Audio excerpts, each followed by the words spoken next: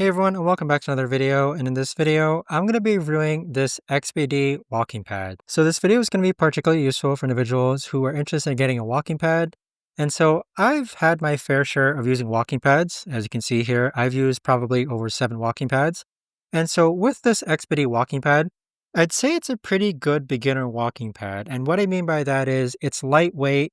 This is great for people who are in tight spaces. This is great for people who simply just want to get their steps in and also move the walking pad away when it's not in use. Now, the really cool thing about this is that it has a manual 5% incline.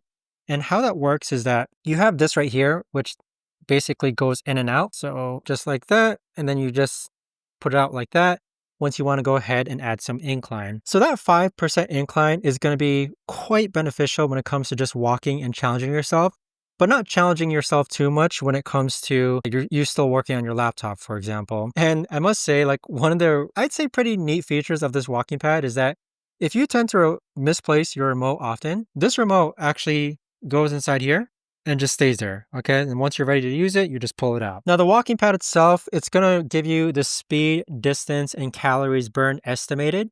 And with that, it's going to cycle between all different measurements. So time, speed, distance, and calories. And so I'd say if you're interested in getting this, I'd say it's fantastic. It's great for an under desk.